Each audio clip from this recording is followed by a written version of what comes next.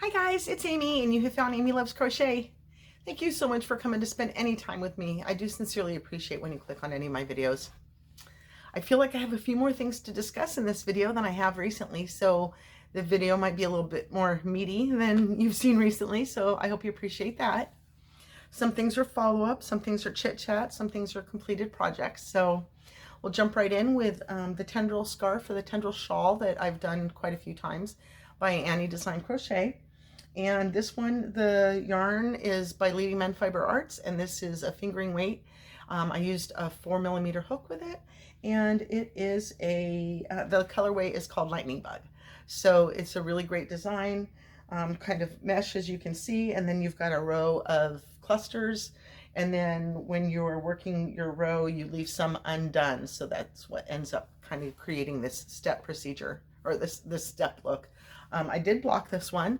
Sometimes I do and sometimes I don't. So always take a look at what kind of yarn and what project, what pattern you're working with, and sometimes you'll need to block it and sometimes you won't. So this one was on my hook a few times last we spoke and then got pinned. So I'm all ready to put that one to the side now. What else did I work on this week? I worked on, last time I spoke with you, I was starting another scarf or another shawlette, whatever you want to call them. And I decided it was kind of like too many in a row. I needed to take a break and do something else. Now, last week I showed you some mittens. I thought that was really fun to do. And so I kind of picked up that same yarn for another project. I'll get to that in a minute. But I also was just looking along my wall here and deciding what did I want to use, what has been sitting there looking at me, daring me to find a project for it. And so this is one that I just kind of came up with off the top of my head kind of thing. For any of us that have been crocheting for kind of any length of time, you can sort of create your own design or your own little pattern, very basic steps, very basic stitches. But you know, you can draw out your little stitches to count how many chains you're going to need. And then when you double crochet in the fourth row from, or the fourth hook from the fourth loop from your hook, that type of thing, you know, you can count how many stitches you're going to end up with. When you want to chain one, skip one, throw that in the mix. So that's what I've done with this yarn. I'm holding my stick, my crochet hook. It's a 4.5mm hook. Not everybody has those, so it's really up to you whether you want to purchase one outside of a set. They don't always come in a set. This one is a Clover Amour hook that I love to death. So you can either go up or go down, but the project that I am referring to that I made here is a DK. It's a 3-weight yarn, and I had 232 yards. This is the label. You may have seen this before. I'm pretty sure that both skeins that I've had of this yarn I purchased at Uniquely Yours in Rolla, is a yarn and material store. They do like quilt stuff there, so they've got a lot of fabric for material for that. But this yarn is called Yule Log, and I really wasn't sure, you know, I've been working on so many like little shawlettes or, you know, fingering skeins of 400 yards or whatever. When I start to go down in yardage, because I'm going up in fiber size, I may get a little bit wonky on what can I do, what will this produce, I don't know. Sometimes I plow in, you know, both feet full straight ahead, and sometimes I kind of tiptoe around it. So this was one that I enjoyed making up because I felt very confident about it. Just like I said, just start playing with numbers, see how wide you want to make things, that kind of thing.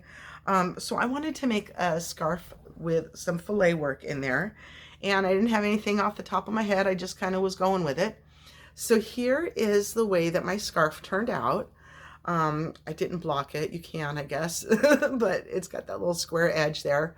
And so, yeah, so you can see the beautiful colorway, kind of an autumn type colorway, lots of oranges and yellows, kind of, it's on like a tan base. This is kind of the colorway of the base of it, like the bulk of it, I guess. And then it's got sort of like this purpley blue that goes in there. It's very, very nice looking. But you kind of, what I did was I just did a solid row of double crochet, And then my edges always have 2 double crochet or, you know, a chain 3 or a stacked, you know, 2 stacked single crochets to make a double crochet, whatever you want to do. And then I just did some solid double crochet rows, and then I chain 1, skip 1 in the center. And then I did a section. Again, count out how many you want to do, whether you want lots of fillet spaces or you want a solid rows most of the time. You know, you really can go back and forth. So I'm trying to show you. Is that better? Nope, that's not any better. Whoops, sorry I bumped you. So yeah, so what I did was, this might look the best. So I did 1 space, and then I did 2 spaces, and then I did 1 space, and then I did 2 spaces, and then I did 1. So it's a row of solid, and then 1, and then 2, and then 1, and then 2, and then 1, and then I did a solid row again. So I don't know if you're looking, there's that, you can kind of see it well. So I've got my solid row, and then 1 space, and then 2, and then 1, and then 2, and then 1, and then solid. So it's a little kind of a snowflakey looking, I don't know. And like I said, on the sides, I've always got a two double crochets and then a space, so that, you know, you just kind of have that, the border going, you know, the edges feeling strong. So this is how long it is. It's not quite arm length. They say that when you do a scarf or a shawl, it should be like arm length. So it's not quite, maybe a little bit smaller one of those. It's just going to fit inside your coat kind of thing. Or if you just want to wear it this way, you know, it's not going to be too long. But it was a nice distraction from my little shawlettes and my 400 yards of fingering weight. It was nice to work with something else for a change. So that was fun. Like I said, I just kind of made up the pattern as I was sitting there trying to count how wide did I want it, how did I want the little spacings to look. So play with that a little bit. It's a lot of fun, and you feel like you kind of came up with your own, you know.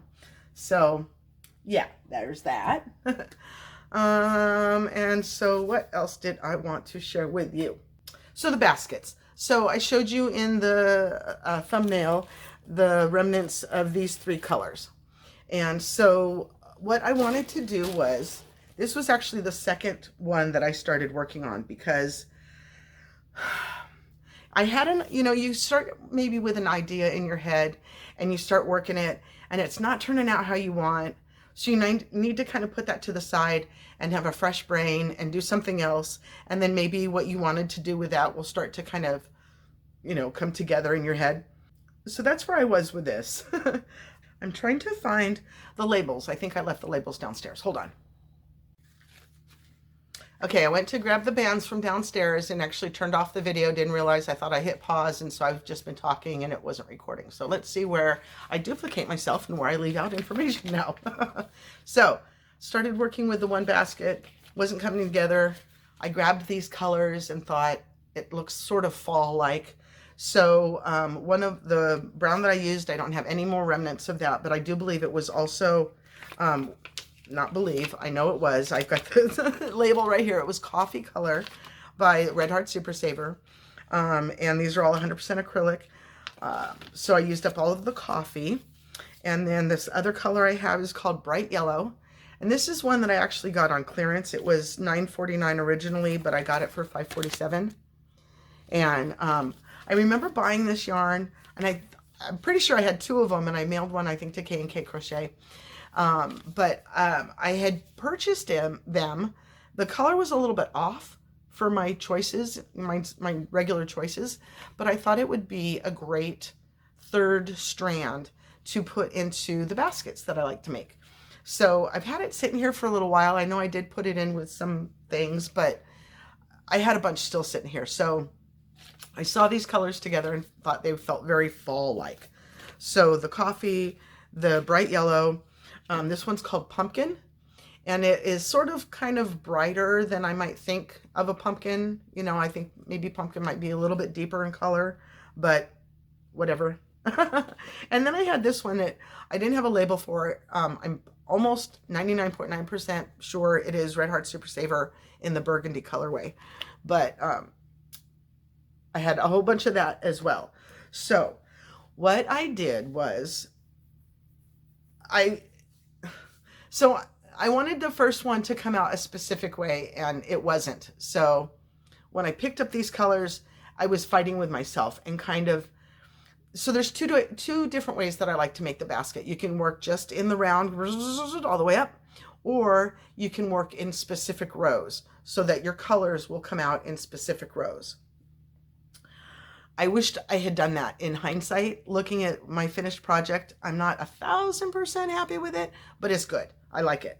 And so what I wanted to do was put these fall colors together, and give them to my hairdresser. Is going out on maternity leave. I have a haircut on Monday, and so she'll be out until February having a baby.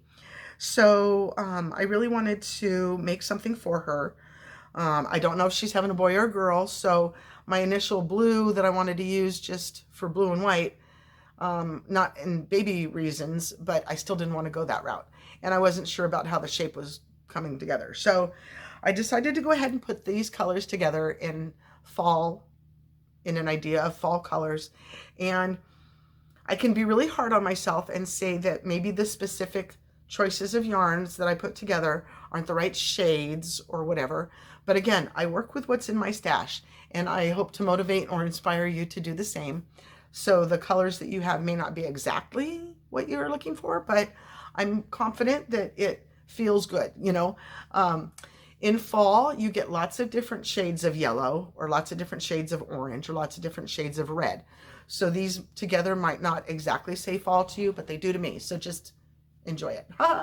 So here's my little round basket that I made. Got the round bottom going on. So when you hold the edges together, it does kind of look, it's like it's oblong a little bit, but it isn't. It's a round basket.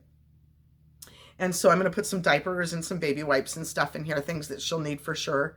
And so what I did here was start to, and this is where I'm like, do I hate it that much? No, I don't hate it that much, but I don't love it. Hindsight, all that good stuff.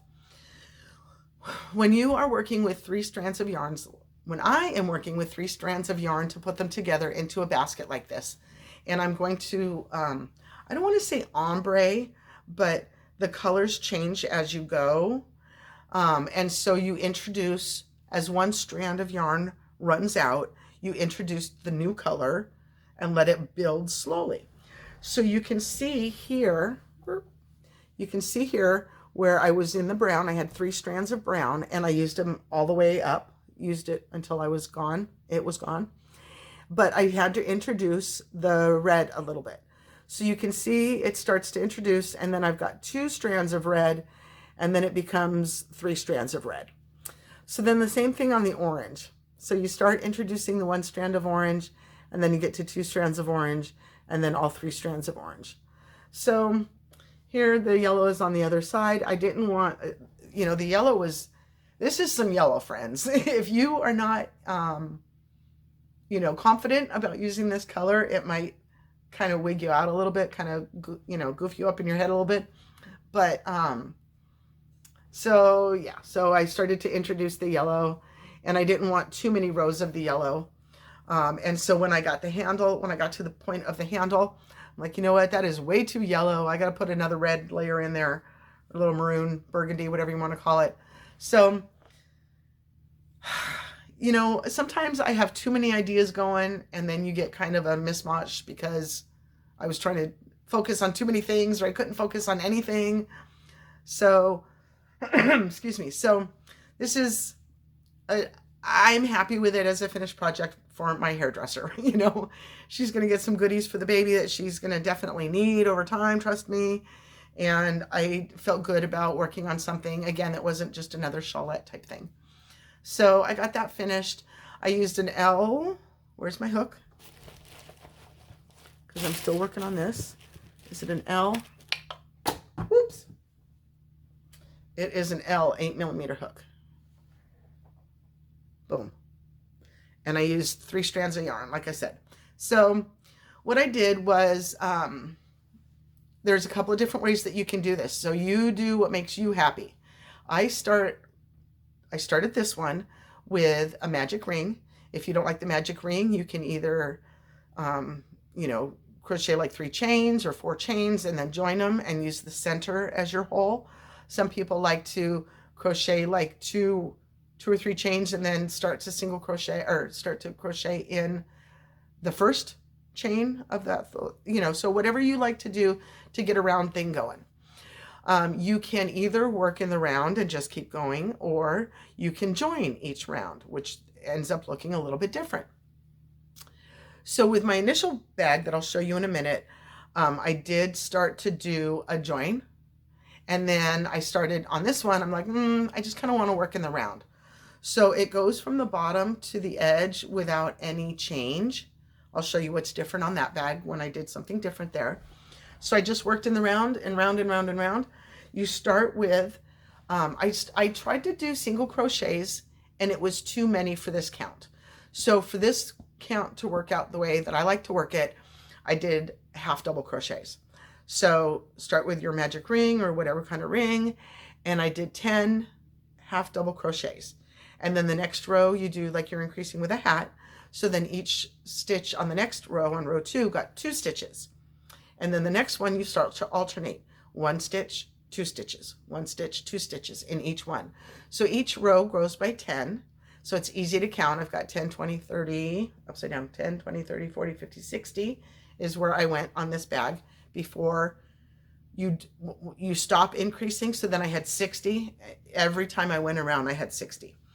So again, you can see the way that I added the next color. I did not join in the row, chain up, and then do another one. Join in the row, chain up. You can do that if you want to, but I just continued to work in the round so that I think it takes less time and you can just keep going. And once you never count, you just kind of keep going.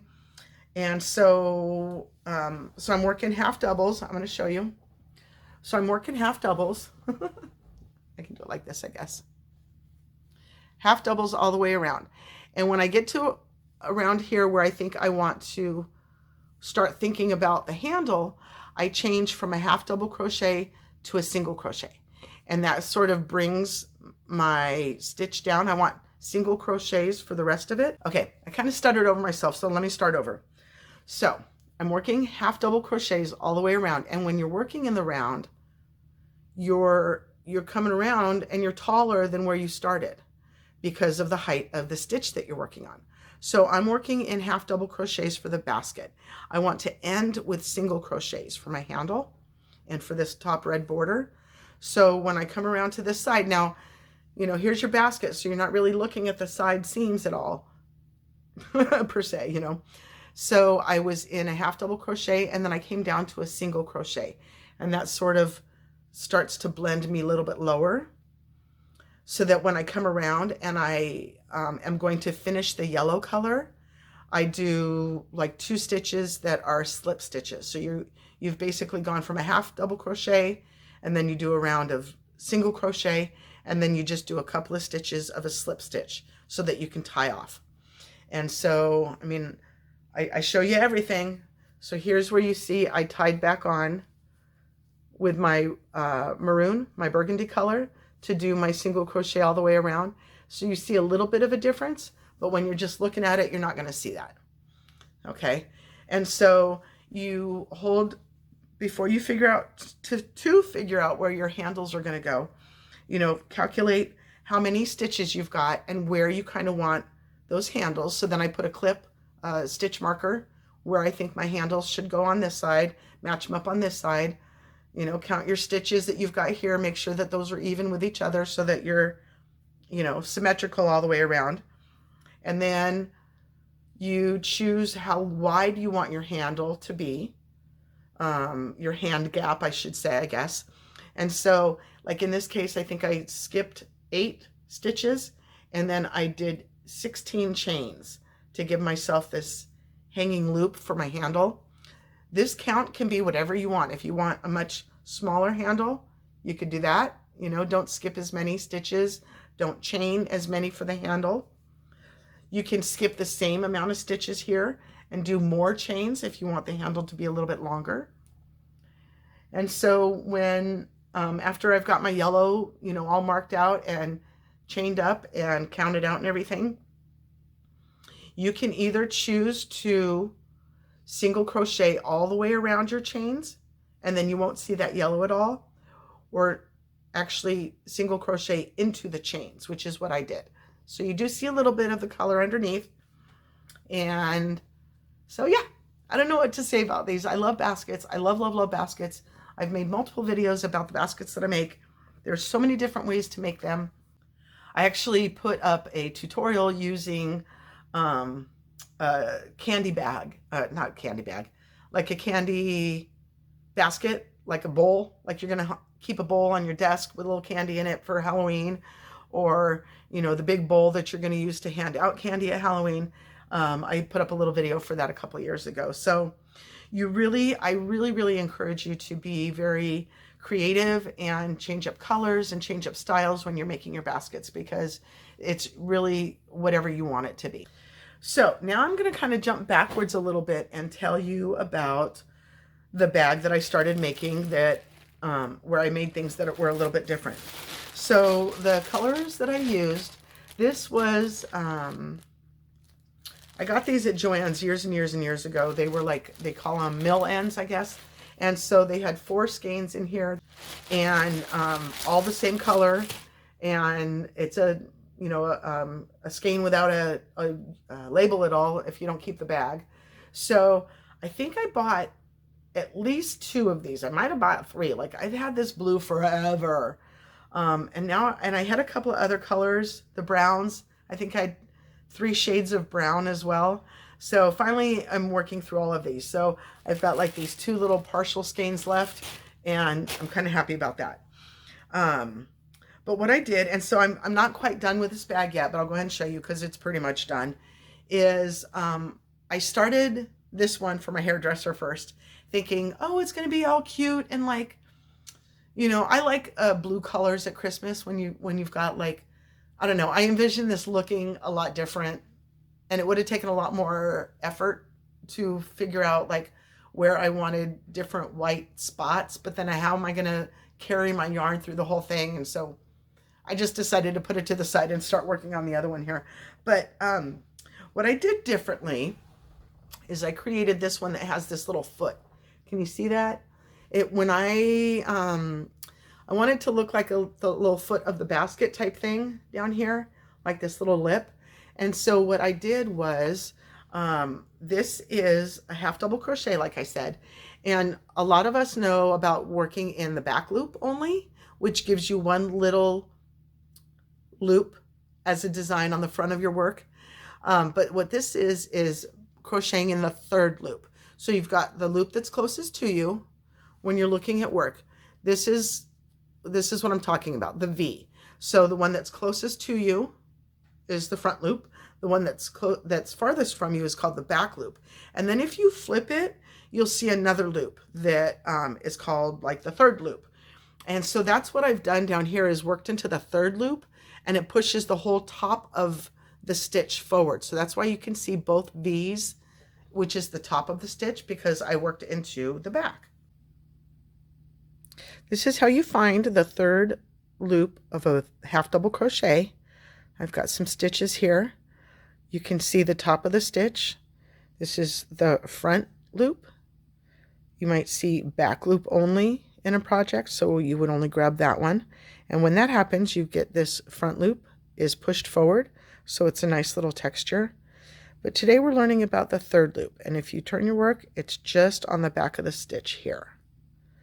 So again, here's your front loop, here's your back loop, and then here's the 3rd loop.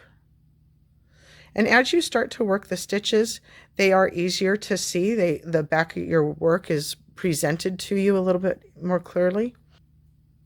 So we're going to do a chain 1. And then again, here is your front loop. Here is your back loop. And here is your 3rd loop. You'll see it just there on the back. Do a single crochet. And then here's my next stitch. So turn it and grab that slant. Single crochet. Here's my 3rd stitch. Grab that slant. So you can see how it starts to push the face of those stitches forward.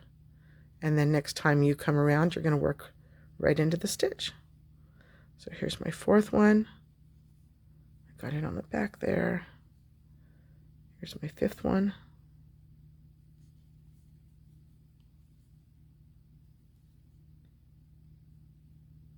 And then here's my sixth one.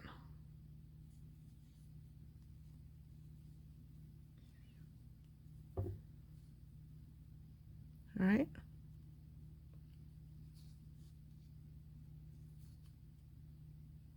So the other thing that I did differently with this bag is that I did work in the round. No, I never know how to say that. When you work in the round, you do not join your rows. This time I did join each row, chain one, do the next row. So you get kind of a seam. If you're using a solid color like this, you probably won't even see it. Other color, if you're mixing up your colors, you might see it a little bit more. If you've used 3 different strands of yarn, you probably aren't going to see it at all. But so I kind of wish that, you know, I like the foot, but I don't like that you can see in the stitching where I join. So put that apart on the back. So yeah, so I did the same thing here. Since I was working in rows, I did end on a row, and you always do this on the side so that when you're holding your bag, you know, like this is the front or the back, you're not going to see the seams as much. So I just, you know, tied on on the side. You do your like initial row or rows of the white, in this case. And then again, you mark off where you want your space to go, how tall you want your handle to be, so how many chains you're going to do. In this case, I still went into the chain. I'm not a fan of single crocheting around your handle because they slide around and I don't like how that feels on my hand or whatever. So I do go into the stitch when I do my chain stitches. But so yeah, so I still have, I'm still working on it. I have to go around and do at least the single crochet on this side, and then I'll probably do a second round of single crochets just to give my hand grip a little bit something more. And then I'll just, yeah, this will just be an extra bag to do with something. So who knows? Who knows what that'll end up being. But yeah, again, working 3 strands of yarn at a time really works through your stash. And what I had, my white is just yarn that I got at the Dollar Tree for, they're $1.25 now. They're not a Dollar Tree anymore. They're a $1.25 tree. And there's 109 yards in this. And I believe that they went down from the yardage that was in the skeins when they were only $1. So you're paying more and getting less. Welcome to the world, right? Okay. All right, guys. Thanks so much for sitting with me today. I hope you're doing well. Have a wonderfully blessed day. And I do hope you'll come back and see me again. Thank you so much. Bye-bye.